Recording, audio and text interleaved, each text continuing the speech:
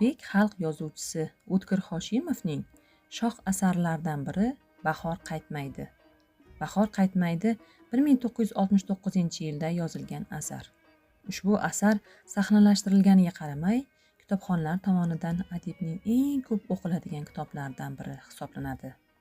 Asarda ikki do'stning boshidan kechirgan kechmishlari yoritib beriladi. Ushbu qissada yozuvchi iste'dodga ega, biroq uning qadriga yetmagan, ulug' maqsadlardan mahrum, xudbin yigitning tanazzul tarixini, ruhiy ma'naviy inqirozini ijodkorona yoritib beradi. Ana shu ijodkorona tahlil, tasvirning tuyg'ularga boyligi va samimiyligi bilan kitobxonlarning qalbiga yo'l topdi. Ko'plarni hayajonga soldi. Aslini olganda, qissadagi har bir voqea Bo'ston qishlog'ida bo'lib o'tgan. Asar bosh qahramoni Alimardon. U bronxit kasaliga chalingandi. Alimardonni onasidan keyin faqatgina do'sti Anvar qo'llab turardi. U bemorlik paytida Anvar uni holidan xabar olgani keldi va uni o'zining yaxshi ko'rgan qizi Muqaddam uni davolashini aytdi. Shunday voqealar bilan asar davom etadi. Ushbu qissada har bir qahramon ulkan bir vazifani bajargan. Alimardon To'rayev faqat o'zini yaxshi ko'radigan va boshqalarga nisbatan qalbida qandaydir hasad tuyg'usi bor edi.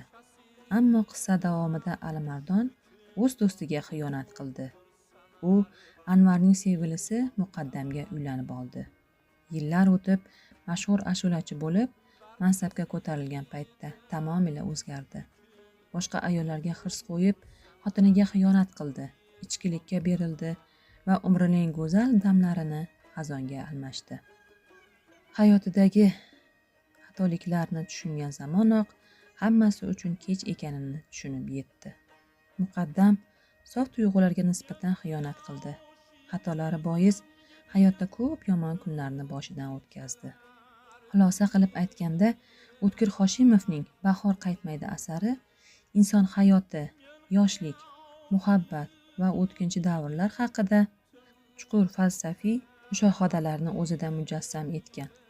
Asarda bosh qahramonning hayot yo'li, orzulari va haqiqat bilan to'qnashuvi orqali o'quvchi hayotida yashashning mazmunini, vaqtning qadriga yetishi haqida o'ylashga undaydi. Ushbu qissada yoshlik timsoli sifatida tasvirlanadi. Uning ortga qaytmasligi esa inson umrining o'tkinchiligini ifodalaydi. Bu asar har bir insonni o'z hayoti, qadrli damlari ustida mulohaza yuritishga chorlaydi. E'tiboringiz uchun rahmat.